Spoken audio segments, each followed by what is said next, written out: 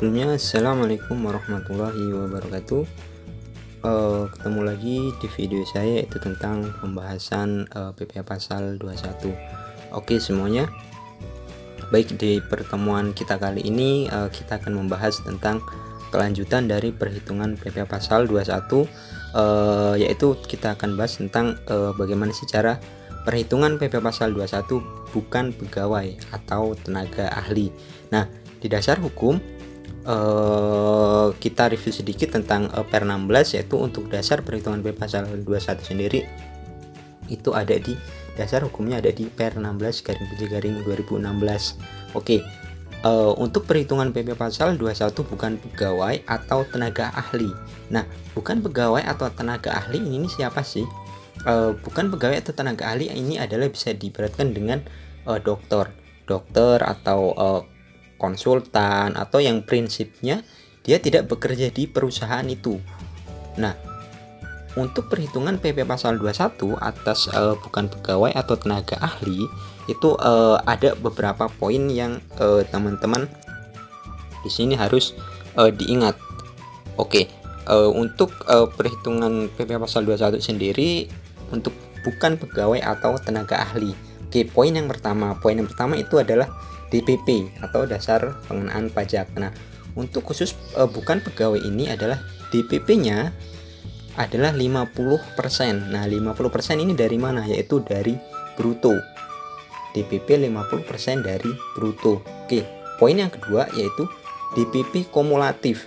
Nah, DPP kumulatif ini adalah sebagai trigger atau sebagai dasar penentuan tarif, yaitu tarif pasal 17 Undang-Undang PPh. Nah, ini ada di level mana sih? Dalam arti tarifnya atau di 5%, 15%, 25%, atau di 30%. Nah, makanya untuk DPP kumulatif ini adalah dasar dari penentuan tarif tersebut. Oke, poin yang ketiga yaitu boleh dapat pengurang PTKP. Nah, atas bukan pegawai ini bisa loh dapat pengurang PTKP, tetapi dengan syarat yang harus dipenuhi. Oke, ada beberapa poin atau ada beberapa syarat, yaitu satu, harus punya NPWP. Nah, kalau mempunyai NPWP untuk bukan pegawai dia dapat pengurang, tetapi yang kedua itu penghasilannya hanya bersumber dari pemotong pajak, tidak ada sumber lain. Dalam arti ini hanya satu penghasilannya dari sumber pemotong, nggak ada penghasilan dari lain-lain. Oke, poin yang keempat yaitu perhatikan penghasilan berkesinambungan dan tidak berkesinambungan. Nah, teman-teman di sini bisa pahamin apa sih yang berkesinambungan dan bagaimana sih yang tidak berkesinambungan. Nah, yang berkesinambungan adalah berkesinambungan itu dalam satu tahun itu lebih dari satu kali. Berarti untuk mendapatkan berkesinambungan atau tidak berkesinambungan itu dilihat dari apabila dalam bekerja itu dalam satu tahun lebih dari satu kali, berarti berkesinambungan. Kalau tidak berkesinambungan itu hanya menerima sekali dalam setahun. Nah, itu teman-teman di sini bisa memahami trigger berkesinambungan dan tidak berkesinambungan. Oke, sebelum membahas dari contoh soal, mungkin teman-teman bisa untuk perhitungannya bagaimana sih, apa poin yang harus teman-teman di sini hafal. Bukan hanya hafal sih, tapi dipahamin, karena untuk mengerjakan ini ya kita harus paham dulu nih poin-poin yang di atas ini, karena dasar dari perhitungan ini kita melihatnya ya dari poin 1 sampai 4 ini. Kalau teman-teman ini di luar kepala, maka untuk perhitungan untuk secara baik secara materi atau secara praktek, teman-teman sudah tidak bingung atas untuk mengerjakan bukan pegawai atau tenaga ahli. Oke, kita langsung saja ke contoh, yaitu tentang untuk perhitungan. Nah, di sini untuk perhitungannya kita contoh. Yang poin pertama itu adalah yang tidak berkesinambungan. Nah, poin yang tidak berkesinambungan adalah berarti dia hanya mendapatkan penghasilan satu kali dalam satu tahun. Nah, bagaimana sih perhitungannya? Oke, kita bahas. Nah, di sini ada contoh Oke, contoh 1. Ini poin tidak berkesinambungan. Oke. Tuan Anggi adalah seorang konsultan pajak. Dia dapat penghasilan di bulan Oktober sebesar 100 juta. Oke. Hitung PPh 21 terutang. Nah, ingat ini adalah tidak berkesinambungan. Contoh soal tidak berkesinambungan. Nah, di sini di bulan Oktober dia berarti hanya sekali di bulan Oktober itu mendapatkan penghasilan sebesar berapa? Sebesar 100 juta. Hitung PPh 21 terutang. Oke. Jasa. Nah, penghasilannya berapa sih? Penghasilannya adalah 100 juta. Oke. 100 juta. Nah, ini penghasilan dia 100 juta. Nah, ingat untuk mencarinya adalah bukan pegawai atau tenaga ahli, adalah dengan DPP. DPP-nya berapa? DPP-nya adalah 50%. Dari mana? Dari jasanya. Oke, berarti 50% dikali dengan, nah berarti adalah 50 juta. Nah, selanjutnya tinggal menghitung PP pasal 21 terutang. Nah, PP pasal 21 terutangnya teman-teman di sini bisa memahami dari pasal 17 yaitu tarif progresif. Tinggal masuk dalam kategori mana nih? Yang 5%, 15%, 25% atau yang 30%. Dilihat dari DPP-nya adalah 50 juta. Berarti masih tarif yang 5%. Oke, 5% dikali dengan 5% dikali dengan ini. Nah, berarti PP pasal 21 terutangnya adalah 2.500.000. Oke. Inilah PPh pasal 21.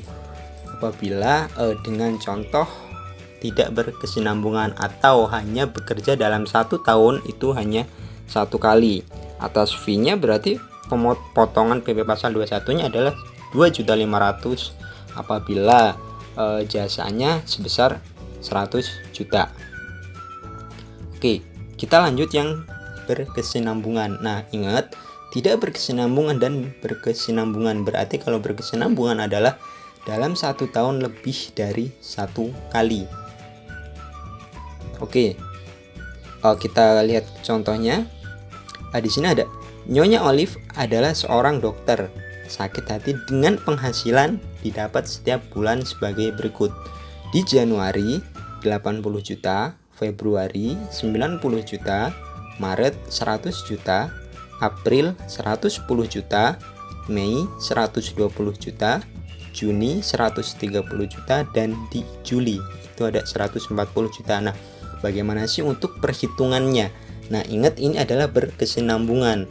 Lihat yang di atas tadi ini apabila berkesinambungan adalah DPP kumulatif. Nah, sebagai dasar dari penentuan tarif. Nah, ini pakainya pakai DPP kumulatif, beda dengan yang tidak berkesinambungan. Kalau tidak berkesinambungan hanya tinggal DPP dikali dengan tarif progresif. Beda dengan apabila yang berkesinambungan, dia makainya pakai DPP kumulatif. DPP kumulatif ini sebagai penentuan. Dia ada posisi tarif di mana sih yang 5% atau 15% atau 25% atau yang di 30%. Oke, kita langsung bahas. Januari adalah 80 juta. Oke, DPP, ingat DPP-nya adalah 50% dikali dengan jasa. Oke, berarti 40 juta. Nah, ini DPP kumulatif masih awal, berarti 40 juta. Nah, 40 juta tarifnya masih 5%. Kenapa? Karena masih di bawah 50 juta. 5% dikali dengan DPP. Nah, inilah gunanya DPP kumulatif. DPP kumulatif hanya untuk menentukan tarif ini. Untuk perhitungan PP pasal 21 tetap dari DPP ngalinya, bukan dari DPP kumulatif. DPP kumulatif hanya dalam penentuan tarif. Oke, kita lanjut. Di Februari adalah 90 juta. Oke, DPP 50% dikali dengan jasa 45 juta. DPP kumulatif 40 juta ditambah dengan DPP yang 45 juta. Nah, ini adalah 85 juta, berarti lebih dari 50 juta. Nah, untuk tarifnya berarti apabila lebih dari 50 juta maka menggunakan tarif yang 15%. Nah, sedangkan di sini 85 juta. Berarti oke. Kita insert dulu nih. Oke, kita buat kolom lagi. Sorry.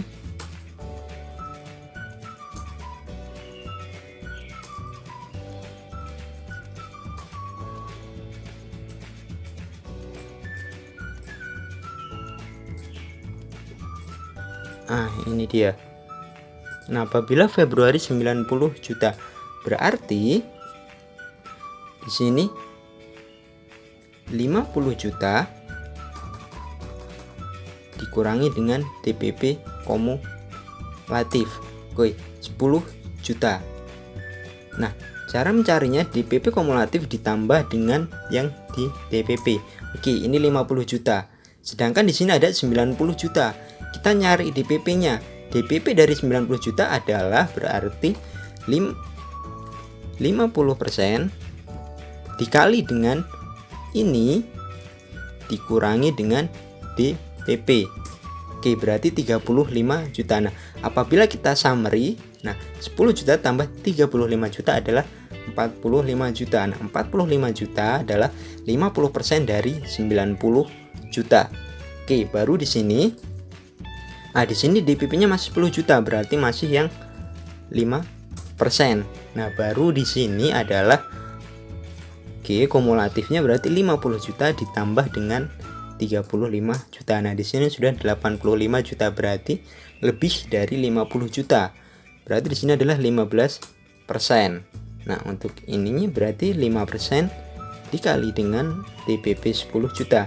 Selanjutnya 15% dikali dengan 35 juta. Ini dia. Ini untuk PP pasal 21-nya. Oke, kita lanjut di bulan Maret. Bulan Maret ada 100 juta. Ingat DPP-nya 50% dikali dengan 100 juta. Nah, DPP kumulatif ini ditambah dengan DPP. Oke, ini masih yang 15%. Oke, kita tinggal tarik. Oke, 7.500.000. Lanjut ke bulan April. Bulan April ada 110 juta. Oke, perhitungannya sama. Oke, ini tinggal ditambah 190 juta. Ini masih 15 juta. Oke, 21-nya nah 8.250.000. Kita lanjut ke bulan Mei, 120 juta. Oke, selanjutnya ini sama. Nah, ini dia. Masih sampai dengan 250 juta. Oke, berarti masih 15%.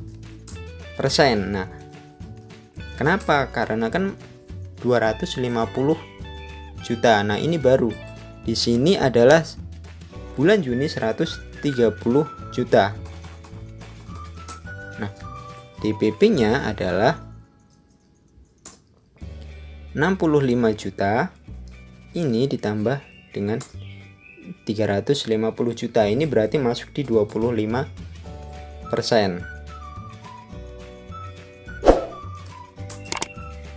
Oke. Selanjutnya 140 juta. Nah, DPP-nya 50% dari 170 juta.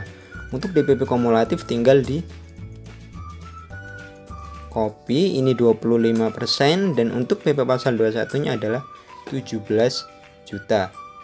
Jadi untuk PP pasal 21-nya adalah 66.250 apabila penghasilannya dari Januari sampai dengan Juli 770 juta. Maka untuk PP pasal 21-nya adalah 66.250 juta. Nah, ini untuk perhitungan apabila karyawan tersebut bukan maksudnya bukan pegawai yang mendapatkan imbalan berkesinambungan. Maka untuk perhitungannya, dasar perhitungannya adalah menggunakan DPP kumulatif dalam perhitungan tarif, dalam penentuan masuk di tarif mana. Oke, poin selanjutnya yaitu adalah ini dia, boleh dapat pengurang PTKP. Nah, tetapi dengan syarat. Ini syaratnya adalah akumulatif, harus terpenuhi semua. Kalau tidak terpenuhi semua, maka secara otomatis dia tidak berhak dalam pengurangan PTKP. Oke, kita bahas. Nah, di sini ada contoh. Nyonya Saharinem adalah seorang agen dinas luar asuransi. Oke, agen dinas luar asuransi mendapatkan penghasilan sebagai berikut. Oke, ada NPWP. Nah, secara Januari, Maret, April, dan Mei. Oke, langsung saja kita hitung. Di Januari adalah 60 juta. Oke, DPP-nya sama 50% dikali dengan 60 juta. Nah, ini yang dimaksud adalah PTKP. Dia berhak mendapatkan PTKP dengan syarat tadi. Hanya dari satu pemotong kerja. Dia ada NPWP nih, terpenuhi semua. Oke, berarti 54 juta dikurangi dengan 12. Nah, ini PTKP yang sebenarnya per bulan 4.500.000. Nah, ini dia PKP-nya 30 juta dikurangi dengan ini. Nah, apabila dijumlah tetap 30 juta. Oke, PKP kumulatif. Nah, beda dengan yang di atas yang berkesinambungan. Di sini untuk mencari tarifnya adalah pakai DPP kumulatif, sedangkan apabila yang di poin bawah itu cara mencarinya adalah menggunakan PKP kumulatif. Oke, PKP kumulatif berarti 5% tarifnya. Nah, PP pasal 21-nya adalah 5% dikali dengan PKP dasarnya 1275 karena dia mendapatkan pengurang PTKP. Nah, selanjutnya adalah di bulan Maret. Nah, di bulan Maret sendiri adalah yang 70 juta. Oke, 70 juta. Nah, DPP-nya adalah 50% dikali dengan ini. PTKP-nya 4.500.000. Untuk PKP-nya adalah 30.500.000. PKP kumulatif 30.500.000. Oke. Nah, di sini PKP kumulatif adalah ini ditambah dengan PKP. Nah, di sini adalah 56 juta. Nah, berarti sudah melebihi dari 50 juta. Nah, tarifnya berarti bukan 5% lagi. Oke. Berarti untuk perhitungannya adalah kita cari dulu. PKP-nya adalah 50 juta dikurangi dengan PKP kumulatif 24.500.000 ditambah PKP kumulatif ditambah dengan PKP 50 juta. Nah, tarifnya berarti di sini adalah masih yang 5%. PP pasal 21-nya adalah PP pasal 21 5% dikali dengan PKP. Oke, ini masih dalam masa yang Maret. Oke, selanjutnya berarti adalah DPP 50% dikali dengan 70 juta. Nah, PTKP-nya adalah sama, PTKP-nya 4.500.000. Nah, untuk PKP-nya sendiri adalah 35 juta dari DPP dikurangi dengan PKP. Nah, apabila di summary PKP adalah 35 juta sama dengan 35 juta DPP dari 50% dari 70 juta. Nah, selanjutnya kita cari PKP kumulatif. PKP kumulatif adalah 50 juta ditambah dengan 10.500.000. Nah, berarti 60.500.000. Nah, ini adalah lebih dari 50 juta. Berarti tarifnya secara otomatis 15%. Oke, selanjutnya 15% dikali dengan PKP 1.500.000. Oke, lanjut di bulan April. Di bulan April adalah 80 juta. Oke, DPP 50% dikali dengan 80 juta, PTKP-nya 4.500.000. Untuk PKP sendiri adalah DPP dikurangi dengan PTKP karena mendapatkan pengurang. Oke, di sini 35 juta. Untuk di PKP kumulatif ditambah dengan PKP 96 juta. Tarifnya masih 15%. Oke. Untuk PP pasal 21-nya 15% dikali dengan PKP 5.300.000. Oke, lanjut yang di bulan Mei. Bulan Mei adalah 90 juta. Oke, DPP-nya 50% dikali dengan 90 juta. PTKP-nya sama, PKP-nya DPP dikurangi dengan PTKP 40.500.000. PKP kumulatif adalah PKP kumulatif ditambah dengan PKP. Nah, 1.136.500.000. Untuk tarifnya masih yang 15%. Untuk PP pasal 21-nya 15% dikali dengan PKP 6 juta. Oke, setelahnya kita summary. Nah, untuk PP pasal 21-nya adalah 15 juta dari Januari, Maret, April, dan Mei. Berarti dipotong PP pasal 21 15.475.000. Oke, untuk perhitungannya adalah seperti ini untuk yang mendapatkan pengurang PTKP. Nah, pengurang PTKP adalah dengan syarat-syarat yang tadi di atas. Antaranya dia dan BWP hanya bekerja di satu pemotong, tidak lebih. Oke. Nah, ini dia untuk perhitungan bukan pegawai yang teman-teman perlu ingat.